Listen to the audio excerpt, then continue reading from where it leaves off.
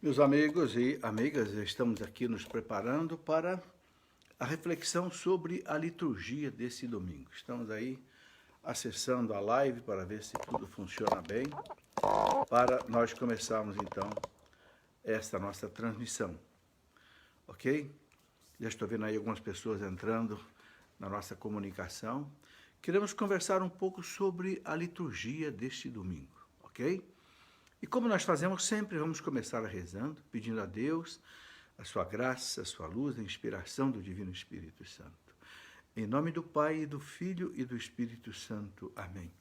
Vinde, Espírito Santo, enchei os corações dos vossos fiéis e acendei neles o fogo do vosso amor.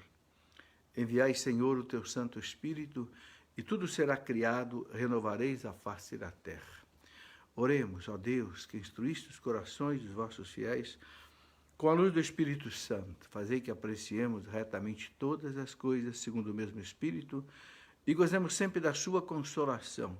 Por Cristo nosso Senhor. Amém. Pedindo à Virgem Maria a sua proteção e a sua intercessão materna. Ave Maria, cheia de graça, o Senhor é convosco. Bendita sois vós entre as mulheres, e bendito é o fruto do vosso ventre, Jesus. Santa Maria, Mãe de Deus, rogai por nós, pecadores, agora e na hora de nossa morte. Amém. Glória ao Pai, ao Filho e ao Espírito Santo, como era no princípio, agora e sempre. Amém. São José, rogai por nós. São Miguel Arcanjo, defendei-nos no combate. Em nome do Pai, do Filho e do Espírito Santo. Amém. Muito bem, muito boa noite a vocês todos que já estão entrando aí. Denilson, Margarida, Dani, Ana Luzia, Maria Aparecida, Raimundo, sejam todos bem-vindos. Vou pedir só um minutinho para vocês, que eu vou colocar o meu microfone de lapela para que as pessoas possam ouvir melhor. Alguns estão reclamando que o áudio está baixo. Então me dá só um minutinho, não sai daí, eu vou só ali pegar o microfone e já retornamos aqui para a nossa reflexão.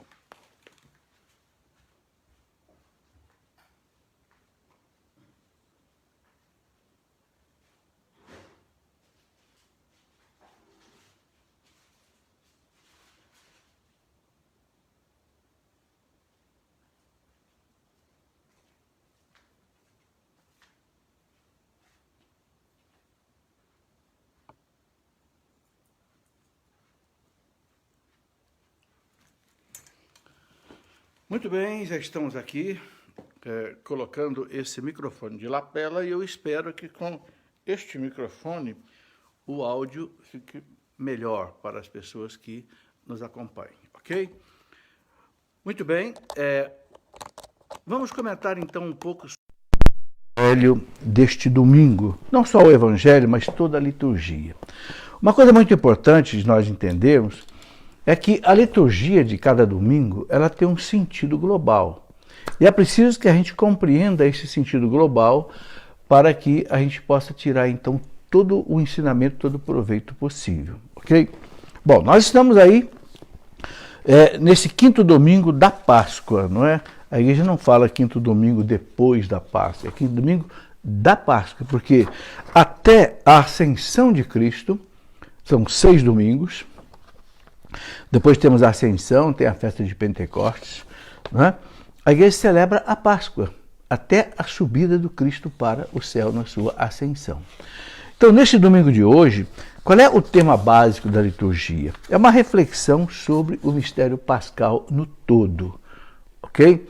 Uma reflexão que vai da paixão de Cristo até a sua glorificação. É isso que vai aparecer nas leituras, vai aparecer no Salmo, vai aparecer no Evangelho, né? E aí a gente vê, então, nessas leituras todas, a presença de Jesus e a influência de Jesus na igreja, né? Levando a igreja a participar da sua glória. Okay? Então esse é o tema básico, né? É a glorificação de Cristo, a glorificação da igreja, ou seja, da paixão de Cristo até a glória de Cristo e a glória da igreja.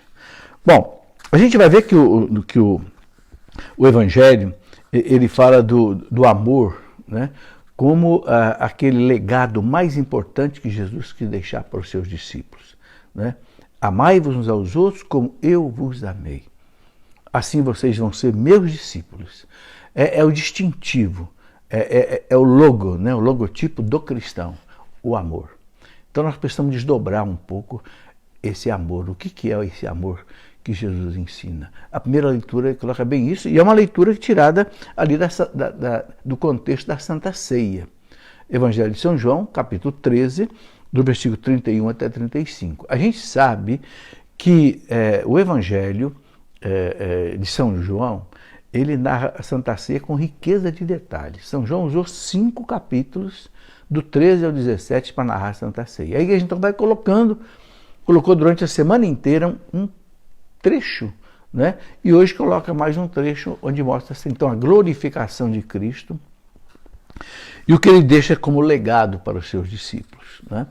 O livro do Apocalipse vai mostrar também a glória da igreja. A igreja, né, é o finalzinho do Apocalipse, capítulo 21, o que mostra a igreja como uma cidade que desce do céu, né, glorificada.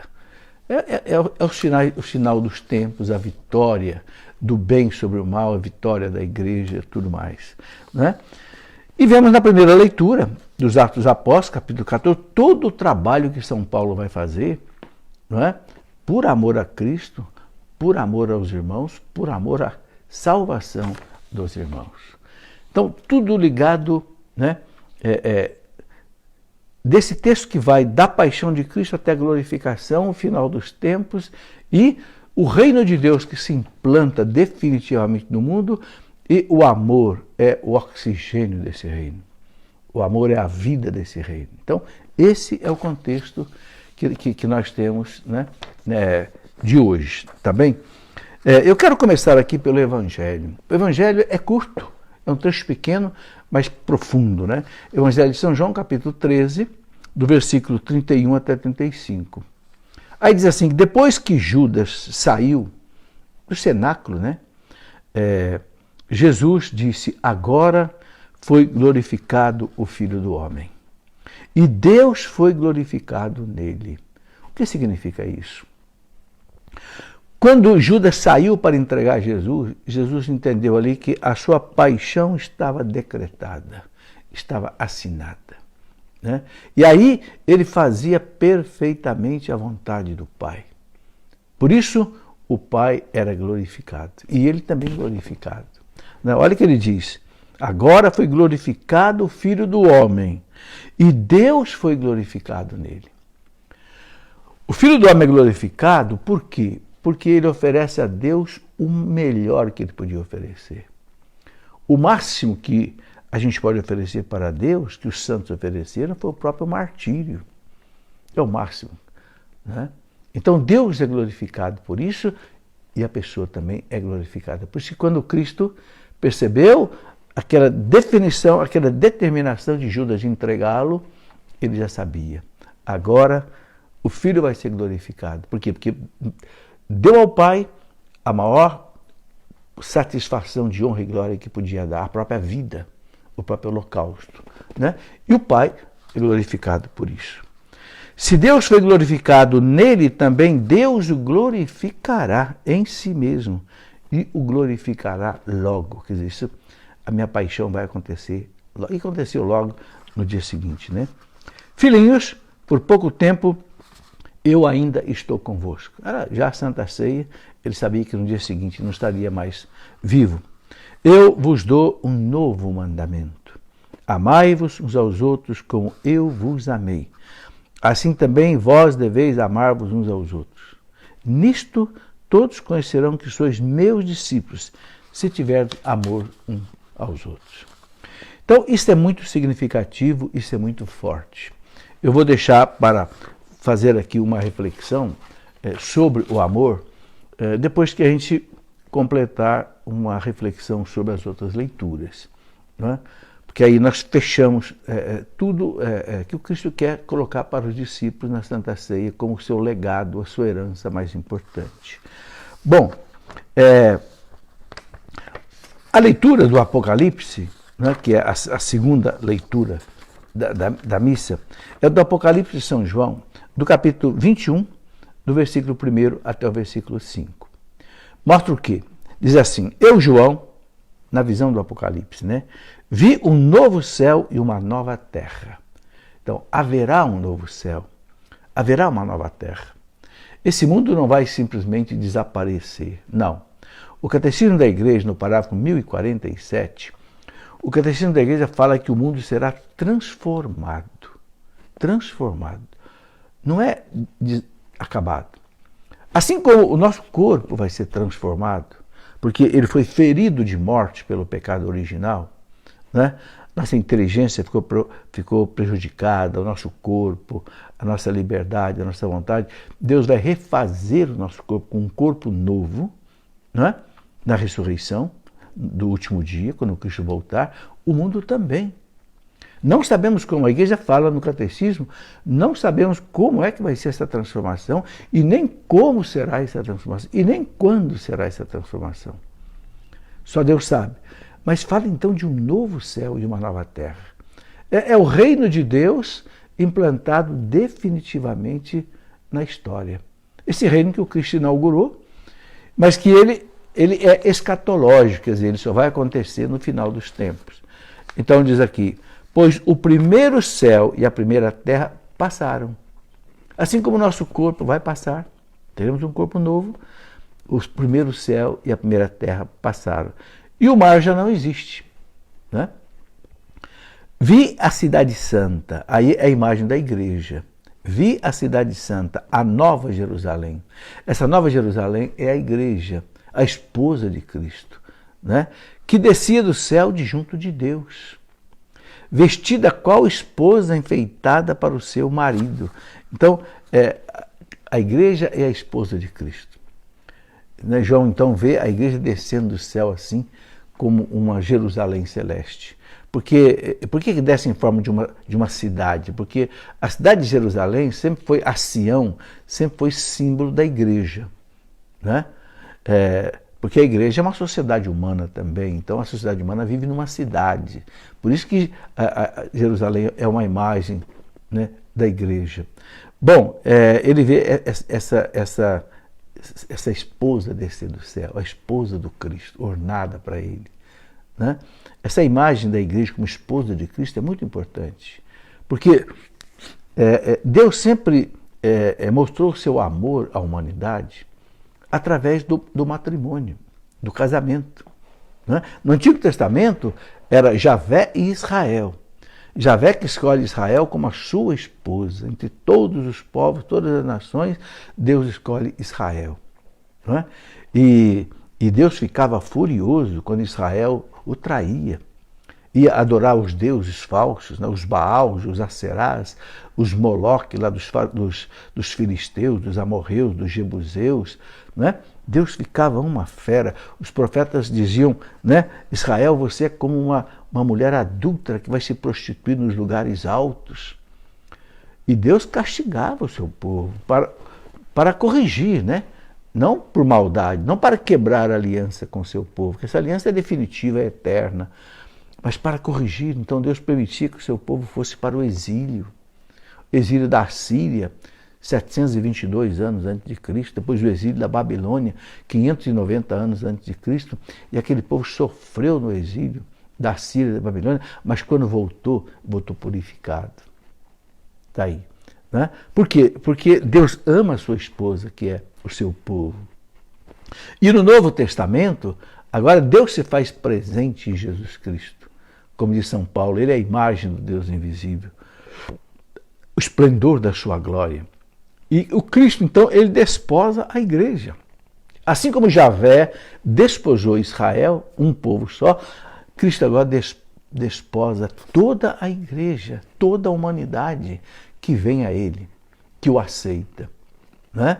Por isso que São Paulo, na carta aos Efésios, no capítulo 5, lá no versículo 25, São Paulo fala assim: maridos, amai as vossas esposas como Cristo amou a igreja e se entregou por ela. Olha como é que o Cristo amou a igreja, se entregou por ela. Foi até a cruz pela igreja. É o amor de Cristo pela igreja. Então São Paulo quer que os maridos amem as esposas assim. E quer que as esposas amem os maridos assim. Então veja que coisa bonita, também que ensinamento bonito nós tiramos aí sobre o casamento. O casamento, ele espelha, quando um homem se une com uma mulher aqui na terra, unido pelo sacramento do matrimônio, ele espelha o amor de Javé por Israel, o amor de Cristo pela igreja. Por isso que o adultério, a separação, fere o coração de Deus. Por quê? Porque o casal unido aqui simboliza a união de Deus com a humanidade. Javé com Israel, Cristo com a igreja. Por isso que Jesus não separe o homem, o que Deus uniu. Não haja traição, não haja infidelidade. Porque o Cristo é fiel à sua igreja. Né? Há um sentido muito profundo entre o casamento e a ligação, né, de Cristo e a igreja. Bom, e aí o Apocalipse continua. Então ouvi uma voz forte que saía do trono e que dizia: esta é a morada de Deus entre os homens, a igreja. Essa Jerusalém celeste que desce do céu. É pela igreja, meus irmãos, que nós vamos viver a nossa eternidade. Olha que diz, esta é a morada de Deus entre os homens. Deus vai morar no meio deles. Eles serão o seu povo e o próprio Deus estará com eles. Então, voltaremos ao paraíso. Nós vamos voltar ao paraíso, aquele paraíso terrestre que o homem perdeu por causa do pecado, vamos voltar pela igreja glorificada. Né? Que é a igreja que é o corpo de Cristo, a esposa de Cristo. Por que tantas vezes no Evangelho Jesus fala das bodas, as bodas de Caná, aquele pai que queria dar uma festa de casamento, uma boda, o povo não veio, os convidados não vieram, ele mandou os empregados irem pelos caminhos, trazerem quem encontrasse, até os coxos, os aleijados, os pobres, porque aquele pai queria celebrar aquelas bodas. Que bodas é essa, meus irmãos? É a boda de Cristo com a igreja, que agora, no finalzinho do Apocalipse, capítulo 21, né? A esposa desce do céu, glorificada, venceu todo o mal, venceu o demônio, venceu a morte, então desce glorificada para viver eternamente com Cristo. E ele fala uma coisa maravilhosa: Deus enxugará toda lágrima dos olhos, a morte não existirá mais. Olha aí, a dor foi vencida, a morte foi vencida, e não haverá e não haverá mais luto, nem choro, nem dor, porque passou o que havia antes. Todo mal será vencido. É por isso que o Papa João Paulo II gostava de dizer: a última palavra da história será a vitória do bem, não é a vitória do mal. Né? A gente vive aqui nessa vida, né? A gente sabe que Jesus santificou a dor, ele santificou a morte, mas ele não retirou a dor e a morte desse mundo. Mas quando retirar o pecado, quando retirar, né, o pecado, sobretudo, que é a causa da morte, então a morte, a dor, as lágrimas, então vão desaparecer. Esta, meus irmãos, é a nossa esperança. Nós não podemos colocar aqui a nossa esperança nesse mundo. Todos nós somos tentados, né? Todos nós somos tentados a querer criar o céu aqui na terra. Não é assim? É. A gente é assim. É a fraqueza do pecado original. Mas a gente tem que ter uma meta. A gente tem que olhar para onde a bússola de Deus aponta para o infinito. Uma vida que não acaba. Uma vida que não vai haver mais dor, nem lágrima, nem choro, nem nada. Né? É o que diz aqui o Apocalipse bem claro. Né? E muitas coisas interessantes aqui aparecem. Eu gostaria de colocar, né? Aceitando a morte, a sua morte por nós, né? O Cristo, ele cumpre a missão que o Pai lhe deu. E aí ele coloca na história uma vitória definitiva que vai acontecer nessa visão que o Apocalipse coloca para nós. Muito bem, e aí ele termina dizendo que nisto todos conhecerão, né? Que são... Aquele que está sentado no trono disse: eis que faço nova todas as coisas. Eis que faço nova todas as coisas. Depois ele me disse: escreve, porque essas palavras são dignas de fé e verdadeiras. Ou seja, isso vai acontecer. É questão de tempo. Não sabemos quando Jesus vai voltar, E a igreja não quer que a gente fique fazendo conjecturas sobre isso, a igreja não quer, porque Jesus falou que nem ele sabia, nem os anjos sabiam, mas ele vai voltar para colocar um final na história e colocar um final glorioso na história. Isso nós temos certeza. Né? Bom, o salmista, o salmo que a gente coloca aqui, o Salmo 144, ele dá glória a Deus por tudo isso que vai acontecer. Então, o Salmo 44, ele diz aqui, misericórdia e piedade ao Senhor, Ele é amor, é paciência. Deus tem paciência com a humanidade, paciência conosco, né? Ele fez esse povo judeu caminhar durante tantos anos, agora faz a igreja caminhar tantos anos. Deus é compaixão. O Senhor é muito bom para com todos, sua ternura abraça toda a criatura. Então, o que o salmista canta aqui é que essa bondade de Deus, a paciência de Deus, que faz com que a humanidade chegue a esse termo, que é uma vida definitiva junto de Deus. Que vossas obras, ó Senhor, vos glorifiquem, e os vossos santos com louvores vos bendigam. Narrem a glória e o esplendor do vosso reino, esse reino triunfante que o Apocalipse narrou, e saibam proclamar o vosso poder. O salmista vai cantando essa glória de Deus. Para ampliar vossos prodígios entre os homens e o fulgor do vosso reino esplendoroso. Fulgor do vosso reino esplendoroso. Esse reino que o Apocalipse colocou. Onde haverá um novo céu, uma nova terra. Onde todas as coisas serão novas. Onde não haverá mais a dor, não haverá mais a morte, nem lágrima, nem pranto. Né? Esse reino esplendoroso. O vosso reino é um reino para sempre. Olha aí. Vosso poder de geração em geração. É um reino que não vai terminar nunca mais. Então o Salmo, colocado no meio das leituras, ele canta essa glória de Deus. E a primeira leitura, onde a gente vê aqui os Atos dos Apóstolos, capítulo 14, versículo 21 até 27, ele narra o trabalho imenso de São Paulo naquelas suas viagens apostólicas. Né? Por quê? Por amor a Deus e por amor às criaturas, né? Pela salvação das almas. Aquilo que Jesus disse, né? Amai-vos uns aos outros como eu vos amei. Jesus deu a vida pela nossa salvação. Então Paulo, ele vai dar a vida dele também pela salvação das pessoas. É o amor de Cristo colocado em prática. Né? São Paulo, ele fez pelo menos 3 grandes viagens apostólicas. Depois que ele se converteu, né? Paulo ele passou um período retirado, 3 anos que ele disse lá na Arábia, exatamente Paulo que era discípulo de Gamaliel, que era, né, um rabino judaico famoso, tinha a escola de Gamaliel em Jerusalém. Paulo foi discípulo dele. Paulo, como fariseu, conhecia a Bíblia, o Antigo Testamento perfeitamente. Então, quando ele tem aquele encontro com Jesus, que se converte, ele passou 3 anos nas Arábias, na região perto ali de onde era a região dele, na Cilícia. E certamente Paulo foi rever todo o Antigo Testamento à luz do Novo, à luz da revelação que Cristo deu para ele. Né? E aí Paulo começa já ali na cidade de Damasco mesmo, ele já começa a pregar Jesus Cristo, mas ali mesmo ele já começa a ser perseguido. Depois ele volta para Jerusalém, e aí vai começar toda a longa caminhada dele, né? Na cidade de Antioquia. A cidade de Antioquia é uma cidade da Síria, acima de Jerusalém, na Síria, era uma cidade muito importante, que tinha cerca de 500 mil pessoas.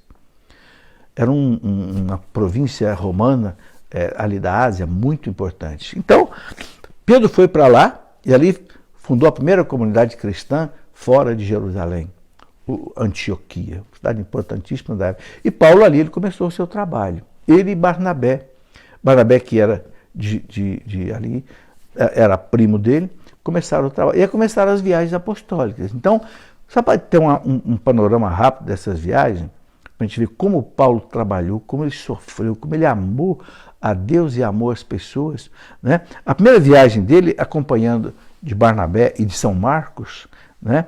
Ele foi para aquela ilha de Chipre, no Mediterrâneo, que era uma ilha importante, e ali ele esteve na cidade de Salamina, na cidade de Pafos, depois em Perga, na Panfídia, né? E depois na cidade de Antioquia da Psídia, era uma outra Antioquia, né? E depois Paulo volta para Jerusalém e ele volta para Antioquia. Isso foi do ano 45 até o ano 49. No ano 49, houve aquele episódio importante que foi o Concílio de Jerusalém. Por quê? Porque ali em Antioquia começaram a chegar cristãos que vieram do judaísmo, eram judeus convertidos ao cristianismo, que começaram a dizer que para que as pessoas recebessem o batismo, era preciso antes receber a circuncisão. Paulo disse, não precisa mais. Acabou. Agora a circuncisão era do Antigo Testamento. Para nós agora é só o batismo. A discussão foi muito grande. Paulo e Barnabé foram para Jerusalém com os apóstolos e realmente decidiram com Pedro, Tiago, os demais apóstolos, não é preciso mais a circuncisão. E foi muito importante isso, por quê? Porque se a circuncisão ficasse mantida, o cristianismo se tornaria apenas como que um segmento a mais do judaísmo, não seria a sucessão do judaísmo, mas seria como um segmento, como havia os fariseus, os saduceus, os zelotas, haveria os cristãos, como fosse uma parte do judaísmo. Paulo cortou, os apóstolos cortaram, não é mais preciso a circuncisão. Isso foi muito importante. Né? A repercussão disso é muito grande.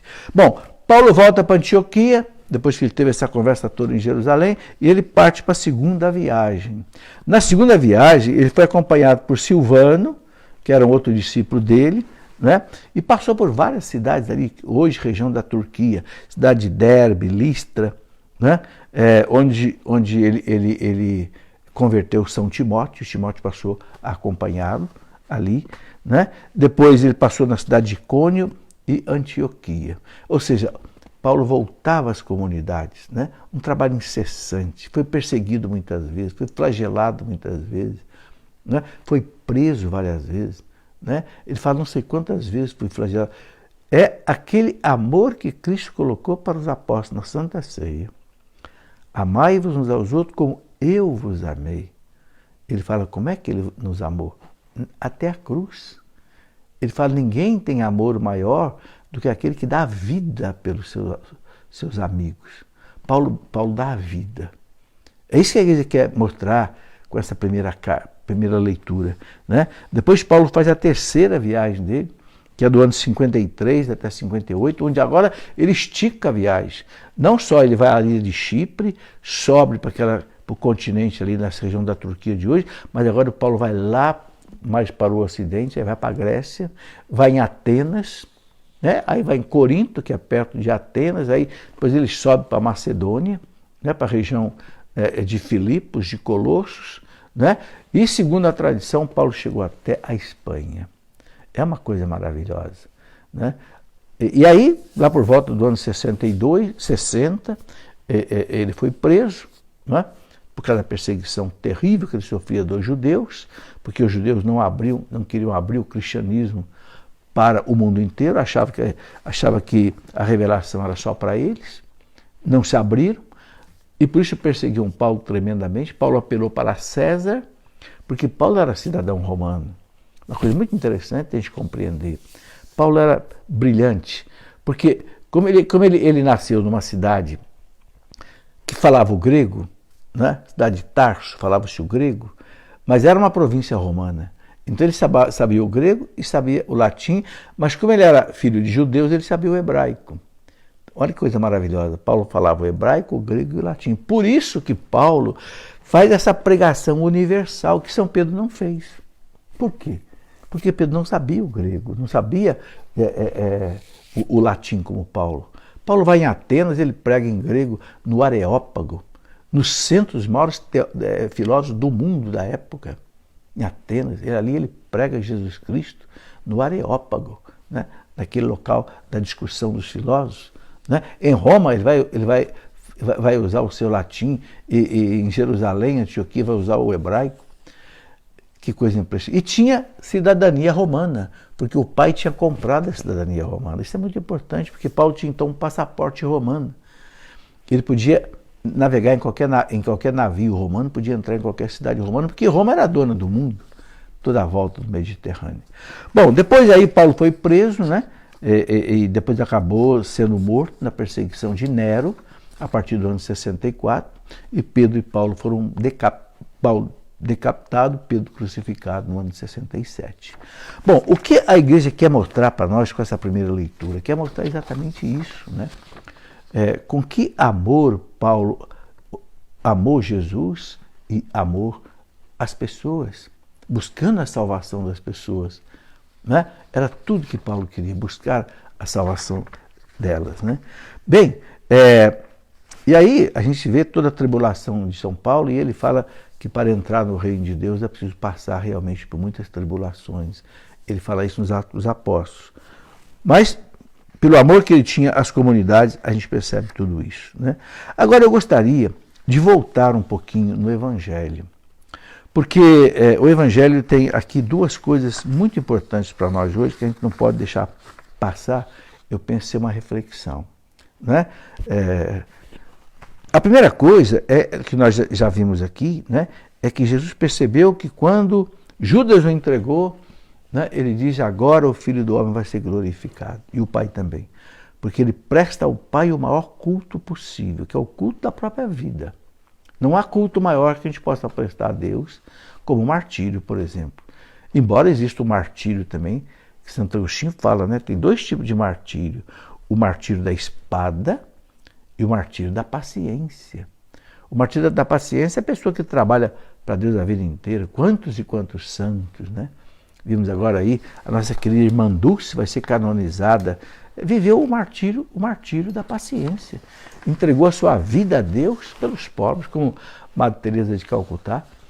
Deus é glorificado nisso, e a pessoa também é glorificada, né? Por quê? Porque viveu o amor ao extremo, né? Então Cristo nos convida aqui, né? Eu vos dou um novo mandamento, né? Amai-vos uns aos outros como eu vos amei, assim também deveis amar-vos uns aos outros. Eu queria destacar aqui algumas coisas, né? Jesus fala: eu vos dou um novo mandamento. Mas sabe, gente, esse mandamento continua novo até hoje. Porque para muita gente ainda é uma novidade esse amor de Cristo.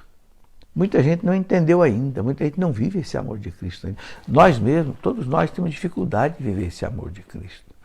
Porque esse amor de Cristo é extremamente exigente. Basta a gente ver, por exemplo, ali o Sermão da Montanha, né? Até onde vai o amor de Deus? Até amar o inimigo. Amai os vossos inimigos.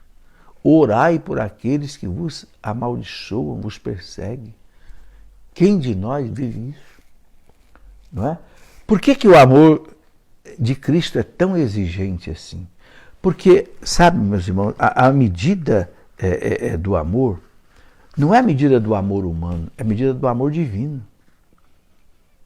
O amor que o Cristo coloca é o amor de Deus. Né? Deus ama todos, todos somos filhos de Deus. Então Deus não quer desavença entre os irmãos, né? Por que o Cristo se identifica com cada um? Ele fala, né? Tudo que fizeres ao menor dos meus pequeninos é a mim que o fizeste. Por que isso? Porque quando Cristo se encarnou, ele se uniu a cada homem. Ou seja, ele se fez irmão de cada um de nós, irmão de verdade. E ele nos ama com amor profundo. Quando você ama muito uma pessoa, né, e você pede a alguém para ajudar essa pessoa, você fala assim: olha, faça por essa pessoa como você estivesse fazendo para mim. Não é assim que a gente faz quando chama muito uma pessoa, você quer ajudar muito uma pessoa, você pede para alguém ajudar: olha, o que você fizer por essa pessoa, você está fazendo para mim. É isso que o Cristo quer dizer quando ele diz assim, né? Tudo o que fizeres a um desses pequeninos é a mim que o fizeste. Né? Quando São Paulo perseguia a igreja,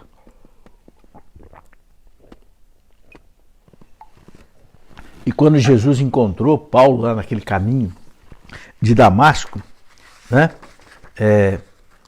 Ele falou para Paulo: Saulo, Saulo, por que tu me persegues? Ele não falou: Saulo, por que você persegue os cristãos? Não, você está me perseguindo. Ou seja, perseguir os cristãos é perseguir o Cristo. Matar um cristão é matar o Cristo. Ofender um cristão é ofender o Cristo. Porque tu me persegues. Então, aí, meus irmãos, a gente vê a importância do amor. Né? É o amor a lei máxima do reino de Deus. São Paulo fala assim, aquele que vive o amor cumpriu toda a lei. Toda a lei. Né? Ele fala, o amor é o vínculo da perfeição. Por quê? Porque Deus é amor. Uma coisa interessante, né? Nós podemos ficar aqui falando do amor a noite inteira. Porque se Deus é amor, o amor é uma coisa infinita. Porque Deus é infinito. A única pessoa que define Deus na Bíblia, não é que define, é São João. Deus é amor. Ou seja, tudo que Deus faz é por amor. Deus é movido pelo amor. Né? Então nós também devemos ser movidos pelo amor. São João entendeu tão bem isso, que nas cartas dele, na primeira carta, segunda, terceira carta, São João fala, aquele que não ama não conhece a Deus. Aquele que diz que ama a Deus, que não vê, mas não ama o irmão que vê, é mentiroso. É mentiroso. Aquele que diz que eu amo a Deus, Deus que você não vê, mas você não ama o irmão que você vê, então João é mentiroso. Né? Ou seja, João desdobra a questão do amor. Aquele que odeia o seu irmão vive nas trevas. Aquele que não perdoa vive nas trevas. Por quê? Porque não vive o amor. Então, o amor é toda a essência do reino de Deus. É o oxigênio do reino de Deus. Por isso que Santo Agostinho diz assim, né? Ame e faze o que quiseres. Quando você ama de verdade, você só faz o bem. Não vai fazer nunca o mal. Então, ame e faça o bem. Né? Agora, é importante, e aqui eu queria desdobrar isso um pouco. Jesus fala assim, né? Amai-vos uns aos outros como eu vos amei. Sabe, seria muito perigoso se Jesus dissesse assim, amai-vos uns aos outros, e parasse aí. A gente podia ficar perguntando o que é o amor? Qual é a referência do amor? Mas Jesus não. Ele colocou a referência do amor. A referência do amor é Ele. Amai-vos uns aos outros como eu vos amei. Como é que eu vos amei? Na cruz. Ninguém tem amor maior do que aquele que dá a vida pelo outro. Sabe, meus irmãos, hoje o amor é uma palavra muito desgastada, uma palavra muito assim, mal usada. Tudo a pessoa, eu amo, né? Gosta de chocolate, eu amo chocolate. Gosta disso aqui, eu amo, tudo eu amo. O amor ficou assim, desgastado. O amor ficou erotizado, sensibilizado, né? Muitas vezes um rapaz está apaixonado por uma moça e na verdade diz, eu te amo. Mas será que ama mesmo? Será que ele quer o bem dela? Ele está disposto a ir até a cruz por causa dela? Ou será que ele está mais interessado na sua satisfação? Aí não é amor, é egoísmo. Sabe, é preciso a gente diferenciar bem uma coisa de outra. Amar é uma coisa, gostar é outra coisa. Quando você gosta de alguma coisa é porque satisfaz você. Eu gosto de laranja. O que você faz com a laranja? Você destrói a laranja. Tira todo o suco dela, joga o bagaço no lixo e bebe para sua satisfação. Eu gosto de laranja. Você não gosta da laranja, você gosta de você. Eu gosto de maçã. Você mete o dente nela, come ela inteirinha e joga aquele cabinho no lixo. Eu gosto de cigarro. Muita gente gosta de cigarro, né? Bota fogo nele. A gente não, né? A gente não ama o cigarro, não. Então, a gente ama pessoas. A gente gosta de coisas que nos satisfazem. E qual é o perigo? O perigo é a gente amar as pessoas como se fosse uma coisa que eu uso para me satisfazer. Não, peraí. Não. Madre Teresa de Calcutá dizia assim, amar dói. Eu escrevi um livrinho da vida de Madre Teresa de Calcutá porque eu sou apaixonado por ela. Né? Madre Teresa dizia, amar dói. Por quê? Porque amar é você dizer não para você poder dizer sim para o outro. É fácil entender. Se você ama não sei, um pobre que está sofrendo, você quer dar a ele R$100, por exemplo, você vai perder os R$100, vai doer no teu bolso. Amar dói. Uma mãe que vê um filho doente, ela passa a noite acordada por causa do filhinho doente, porque ela ama o filhinho doente, mas ela passou a noite acordada. Amar dói. Porque amar é dizer não para nós mesmos e dizer sim para o outro. Entendeu? Esse é o amor de Deus. Não é o amor erotizado, romantizado, sensibilizado que você vê na novela. Não. Isso aí não é o amor. Isso aí é caricatura de amor. Os casamentos vão mal muitas vezes porque os noivos levam para o casamento muitas vezes uma concepção falsa de amor. Um amor que não é amor. Um amor que muitas vezes é egoísmo. E quando ele não se satisfaz mais com o outro, então ele descarta o outro. Ah, então logo você para, vai embora. Não me satisfaz mais? Não. Não. Amar não é que você querer alguém construído. Amar é você construir alguém querido. E para você construir alguém querido, você tem que gastar-se, dar-se. Existe um livro maravilhoso chamado Construir o Homem e o Mundo, do padre Michel Coat. Esse livro eu li quando eu tinha 13 anos de idade, a vida inteira eu li esse livro, Construir o Homem e o Mundo. Recomendo para você. Eu fui, inclusive, buscar esse livro na França, porque parou de ser publicado no Brasil, e nós republicamos aqui pela nossa editora, porque é um livro maravilhoso, que eu recomendo para jovens e adultos. Ali, Michel Coat diz assim, amar é dar-se. Amar é você se dar, se doar. Né? E quando você se doa a Deus e ao próximo, Deus se doa a você. Porque Jesus colocou, né, já estava lá no Antigo Testamento, mas Jesus deu uma nova força. Jesus disse, amarás o Senhor teu Deus de todo o teu coração, toda a tua alma, todo o teu entendimento, todas as tuas forças. Deus em primeiro lugar.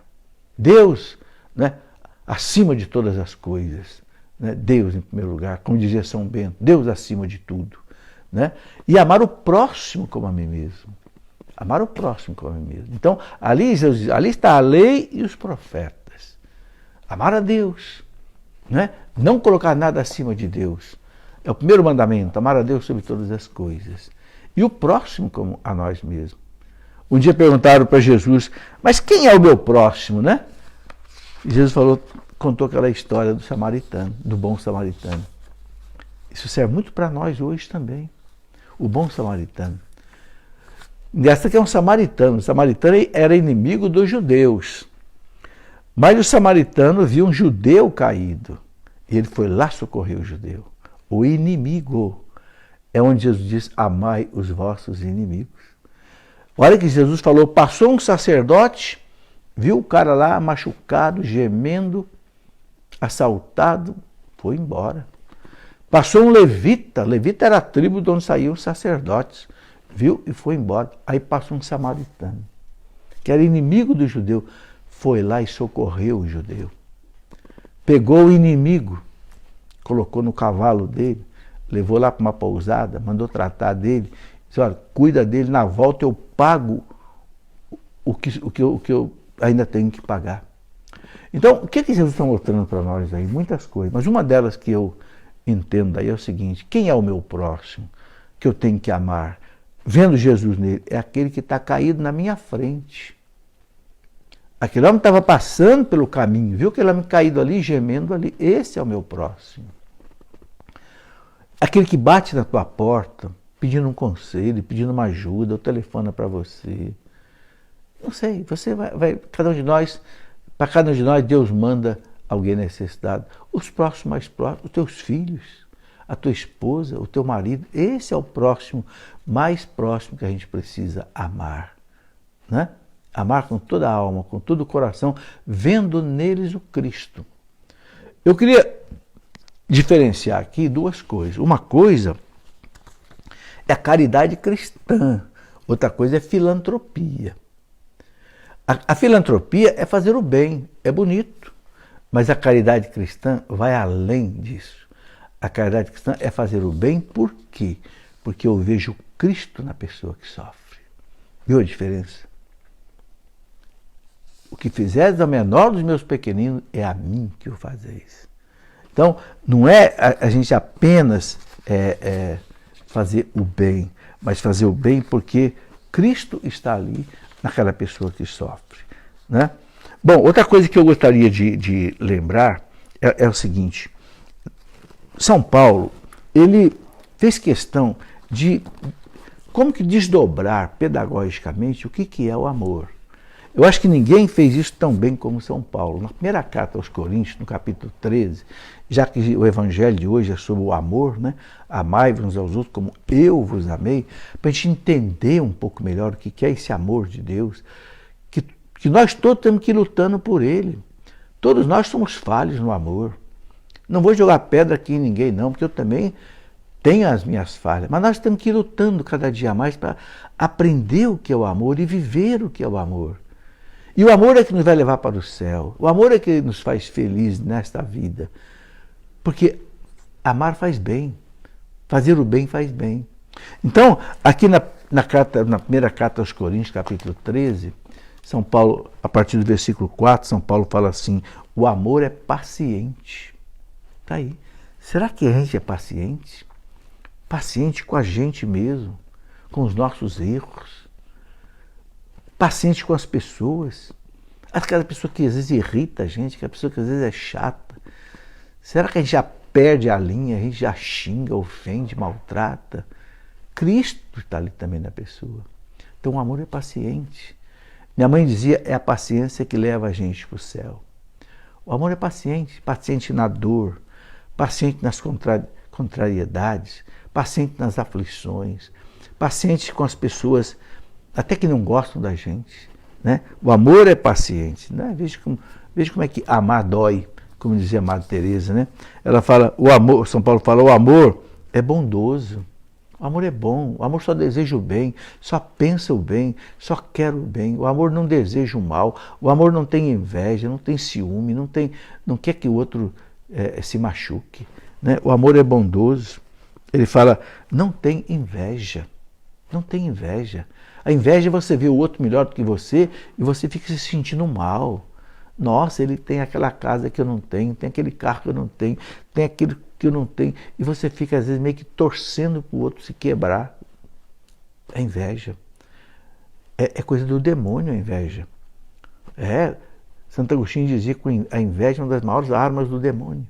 Foi por inveja que Caim matou Abel, não foi? O primeiro pecado depois do pecado de Adão e Eva. O pecado da inveja. Por inveja mataram Jesus.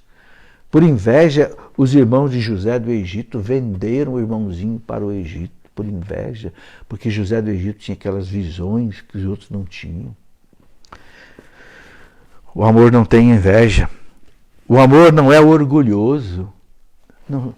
Não se ostenta. O amor não é soberbo, arrogante, prepotente, autossuficiente, exibicionista, gosta de aparecer, gosta de achar que é melhor do que os outros, orgulhoso, despreza os outros. Não. O amor não é orgulhoso. Veja, meus irmãos, amar não é só fazer a caridade financeira, não. Tem gente que pensa que amar é só dar dinheiro para os pobres. Não, isso também. São as obras né, de caridade materiais, mas também as obras espirituais. Né? O amor não é orgulhoso, não é arrogante, prepotente, autossuficiente, jactancioso. Veja como é que São Paulo desdobrou, né? Nem escandaloso. O amor não dá escândalo, o amor é discreto. O amor não fala alto, não grita, não ofende, não machuca, não. O amor é discreto. O amor é silencioso. Ok? Não busca os seus próprios interesses, ou seja, não é egoísta. O egoísmo é egoísmo, tudo para o meu ego. Ismo quer dizer tudo, ego, eu. Tudo para mim é o egoísmo. O amor não é egoísta. Né? O amor não busca os próprios interesses. Quanto mais a gente aceita fazer a vontade dos outros, a vontade de Deus, mais do que a nossa vontade, mais nós estamos amando. É claro que fazer a vontade do outro, com a vontade do outro, é uma coisa boa, Porque também nós não podemos ficar fazendo a vontade do outro com uma coisa que não está certa. Não, aí também não. Né? Ele fala, o amor não se irrita. Não se irrita. Todos nós temos as nossas irritações. Pode ter certeza. Uns mais, outros menos. Tem gente que é mais calma, tem gente que é mais nervosa, mas o amor não se irrita. Porque a irritação cria um clima horroroso de briga, de ofensa. Né? Então o amor não se irrita. O amor mantém a calma. Né? Não guarda rancor. Ou seja, o amor perdoa. Não guarda ódio. Não guarda desejo de vingança. Olha, gente, quanta coisa São Paulo ensina aqui do que é o amor. Não se alegra com a injustiça. Não.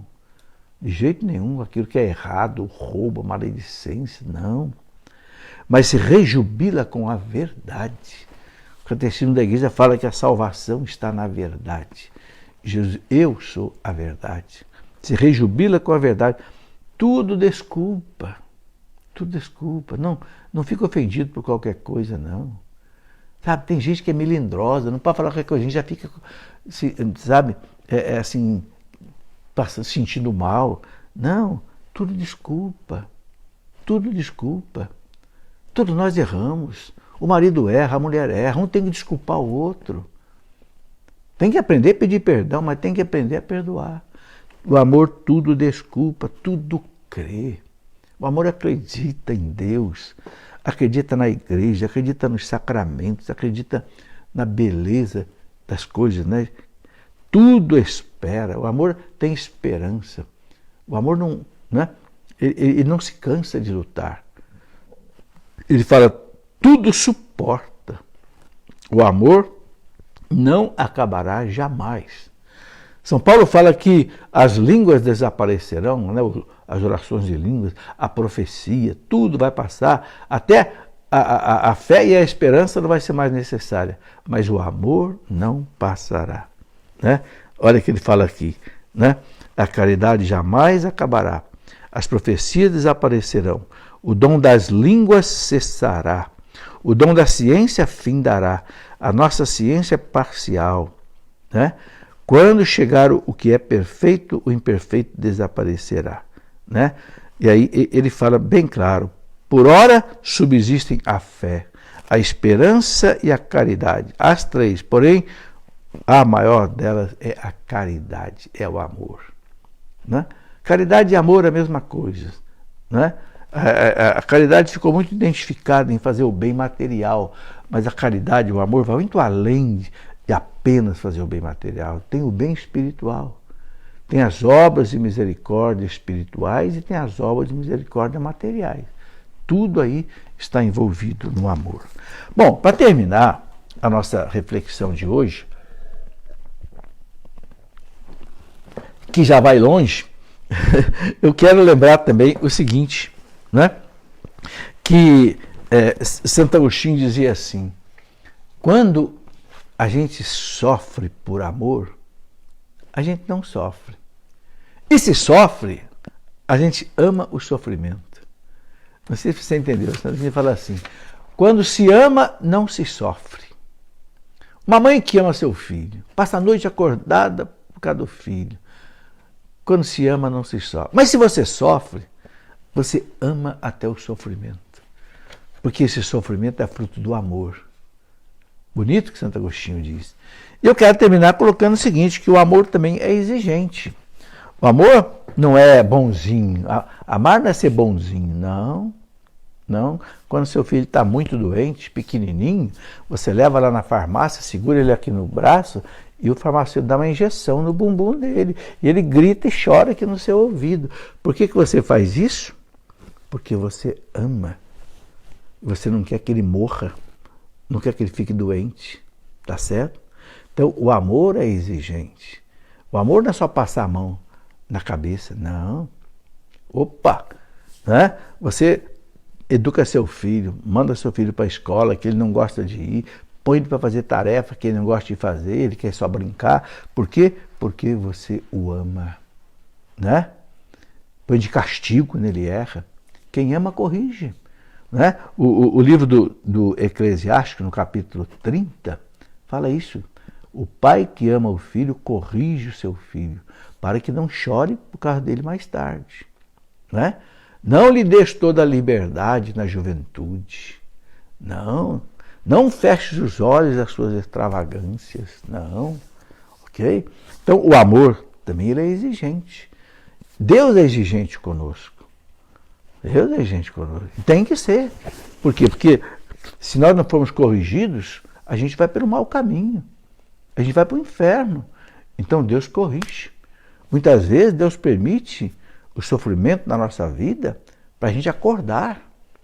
Quanta gente só acorda, né? Eu tenho um filho que fala assim, né? Desculpa a expressão, ele fala, ó pai, a gente só acorda quando a água bate no bumbum. Quando a água bate no bumbum, a pessoa, opa, né? Ou seja, às vezes a gente... Então o sofrimento muitas vezes ele vem também na linguagem do sofrimento. Então entenda isso também.